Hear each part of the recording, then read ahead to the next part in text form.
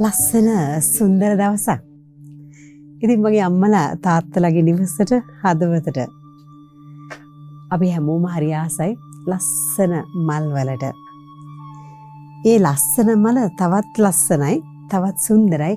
ඒ මලට ආවේනික වෙච්ච ලස්සන සුවඳක් තියෙනවා නම් මං ඊයේ පෙරේදා මට මෙඩෝනා ලිලීස් ඒ බොකේ එකක්ම තිබුණා තැනක.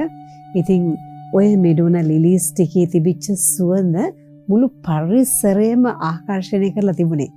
ඉතින් මම හිතේ මගේ අම්මේ මොන තරම් ලස්සන ෆ්‍රේග්‍රන්ස් එකක්ද, මොන තරම් ලස්සන ප්‍රසන්න සුවඳක්ද දේව තාත්තා මේ මලට දීලා තියෙන්නේ.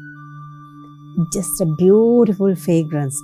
ඉතින් මෙහෙම දේව තාත්තා ඒ මලට දීලා තියෙන සුවඳ එයා මුළු පරිසරයම වෙලා ගද්දී සුවඳෙන්. ඔබේ මගේ ජීවිතයත් ඇත්තරම රත්තරන් අම්මේ තාත්තේ දුවේ පුතේ ස්වාමීන් වහන්සේ මෙව්වේ හරියට මලක් වගේ, පොහොට්ටුවක් වගේ.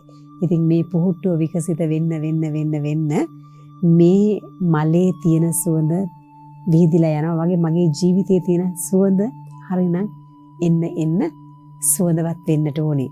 පරිසරය ලස්සන වෙන්නට ඕනේ. පරිසරයට හිතකාමී ලස්සන ෆ්‍රේග්‍රන්ස් එකක් එකතු කරන්නට ඕනේ. වයිබ්‍රේෂන් එකක්, වයිබ් එකක්, ෆ්‍රීකවන්සි ලෙවල් එකක් එකතු කරන්නට ඕනේ. ඔබටයි මටයි කොහේ හරි හිර වෙලා අපේ බැක්ස් පිරීලා නම් එතකොට අපිට ඒ විඩාව නිසා අපේ සුවඳවත් බව එළියට එන්නේ නැහැ. තෙහෙට්ටුව, මහන්සිය, විඩාව තමයි අනිත් අය දකින්නේ. අනිත් අය අහන්නේ ඇයි ඔච්චර මහන්සි පාට? මොකද වාට වෙලා තියෙන්නේ? ඉතින් මෙන්න මේ වගේ නොයිකුත් දේවල් අහනවා. ඒ විතරක් නෙවෙයි අපි නොදුමනත් අපිට අපේ ශාරීරික කූඩුවත් අපිට නැතුව යනවා.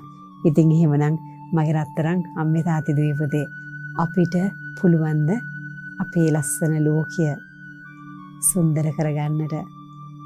අපි එක එක්කෙනාට ආවේනික වෙච්ච ඒ ලස්සන සුවඳෙන් පරිසරය විකසිත කරන්නට, අපට ඉන්න අයට ඒ සුවඳ දෙන්නට, බෙදා ගන්නට.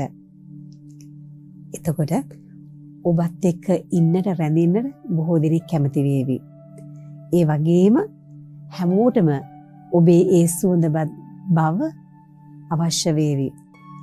ඒ වගේම තමයි ඔබට ගොඩාක් දෙනෙක් ඔබේ ජීවිතයට ආකර්ෂණය කරගෙන ඔබට දෙවියන්ව පූජා කරන්නට පුළුවන්, දෙවියන්ව දෙන්නට පුළුවන්, බෙදන්නට පුළුවන් වාතාවරණයක් ඔබ වටේ ගොඩ නැගෙවි. බොහෝ පිරිසකට දෙවියන්ගේ සුවඳ, දිව්‍යමය සුවඳ දෙන්නට ඔබට හැකියාව ලැබේවි. ඒ සඳහා සුදෝ ස්වාමීන් වහන්සේගේ ආශිර්වාදය හැමදාම අප සමගයි. ආමෙන්.